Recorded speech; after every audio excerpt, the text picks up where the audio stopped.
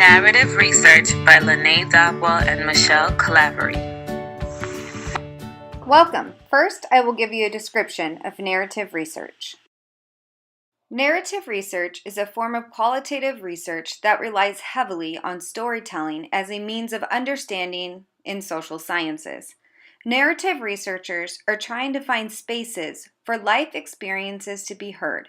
Depending on the lens that a narrative researcher uses, they are seeking to describe the meaning of experiences for individuals. Examples of narrative analysis can be life histories, biographies, autobiographies, oral histories, and personal narratives. As with most qualitative research practices, narrative research is evolving. As you will see in the data collection methods, narrative researchers are interested in the stories and experiences of individuals and using those to derive meaning and themes. For example, in research done by Bruce et al. 2016, they examined the shared experiences of individuals who are living with a life-threatening illness.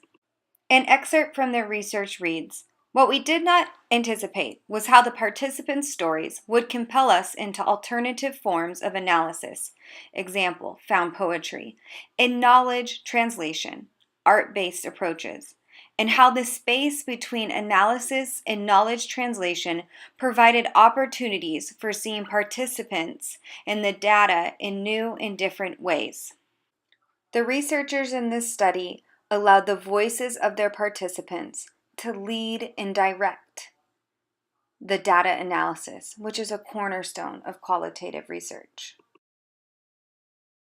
Upon further analysis and reflection, the researchers state, in-depth discussion had us arrive at a shared understanding of narrative as a more formal, broader concept, holding all the discourses, written, spoken, evoked by an image, and stories as smaller expressions contained within narratives. Next, we will go over an overview of data collection for narrative research. Stated in this quote by Polkinghorne, a primary purpose of qualitative research is to describe and clarify experiences as it is lived and constituted in awareness. Narrative research attempts to do this through stories. Individuals' stories have vertical depth. Something like a Likert scale does not collect vertical depth of information. So data for a narrative analysis can be collected through these means, and many more: field notes, journal records, interviews, our own personal observations and others' observations, storytelling, letter writing, and autobiographical writing. In all the data that is collected for narrative research, that is not where the answers are found. As Polkinghorne points out, the evidence itself is not in the marks on the paper, but the meanings represented in those texts. Data that is collected is then analyzed to derive themes from the data. This is a screenshot from a program called Atlas-TI, and it's a program that deals with qualitative research. If you take a look on the screen, it has different terms that have come up from this research on here and kind of how they are interconnected, and is starting to describe the story of the research, which is where that narrative analysis comes from, which is our next section in the presentation. Now we will discuss the components of narrative analysis. Narrative research analysis is about the event, the experience, and finally expression of the experience. Andrew, Squire, and Tambuku, 2013, by the participant. Thoughts and feelings are expressed in regards to some event or experience which is the topic being researched. Stories are shared, which can be deeply personal and deal with the participant's social and personal life. Wang and Gill, 2015.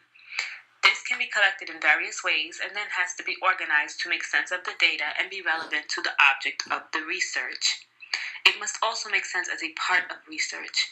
The narrative method can help the research become more relatable, real, and personal, depending on the participants' similarities, differences, and experiences. These similarities create emerging themes. Because of this subjective nature, it is hard to qualitatively assess the information in narrative research. On the next slide, you will find several examples of narrative research studies. All of these studies use narrative research and individual and collective group stories to explain life experiences and derive themes.